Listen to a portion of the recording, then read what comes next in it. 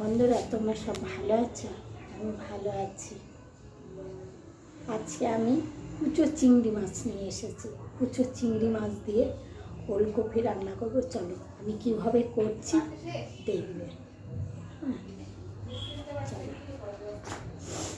আজকে ওড়নাটা মাথায় দিয়ে নিলাম কেন বলো তো, ঠান্ডা লাগছে।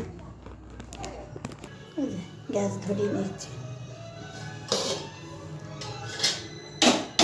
কড়াই বসিয়ে দিলাম।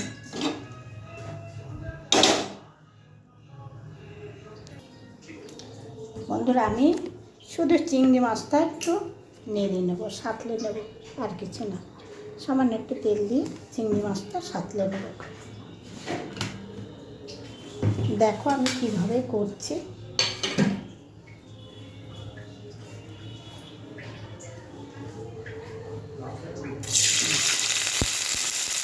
একদম কুচো চিংড়ি,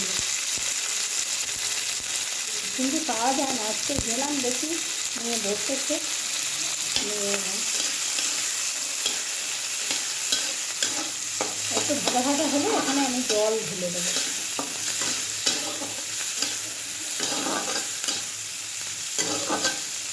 বেশি একটা ভাজবো না, বুঝলে বন্ধুরা। এবার আমি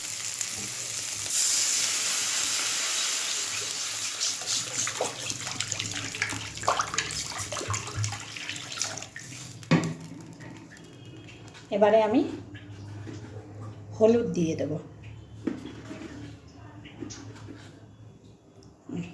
দিয়ে যখন ঝোলটা ফুটে উঠবে তখন আমি ওলকপিগুলো দিয়ে দেবো। এই যে কাঁচা লঙ্কা দিয়ে দিলাম, সামান্য একটু শুকনো লঙ্কার গুঁড়ো দিয়ে দিলাম, জিরের গুঁড়ো, জিরে না ধনে, আর কিছু দেবো না।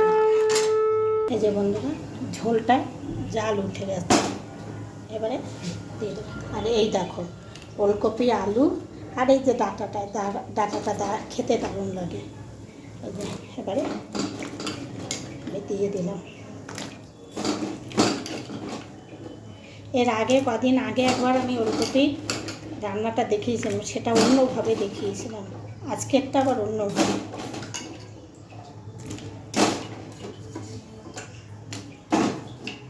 সেটা করেছিলাম কষিয়ে, কিন্তু কষানোটা ভালো লাগে না বন্ধুরা। এইটাই সব থেকে বেশি ভালো লাগে। এই যে নুন, আন্দাজ মতন নুন দিয়ে দিয়েছি, যা দেবার এবারে দিয়ে দিয়েছি, আর কিছু। এই যে বন্ধুরা হয়ে গেছে। এবার আমি ফোড়নটা দিয়ে দেবো। দাঁড়াও, নামিয়ে দিচ্ছি, এবার ফোড়ন দেবো। এই যে বন্ধুরা, তেল দিয়ে দিলাম। তেলের শিশা আবার নিয়ে এলাম না, দেখি এটা আছে নাকি, এত অল্প আছে।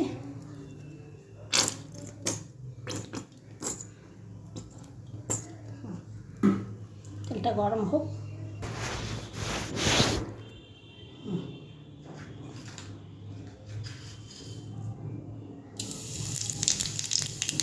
সাদা জিরে বন্ধুরা,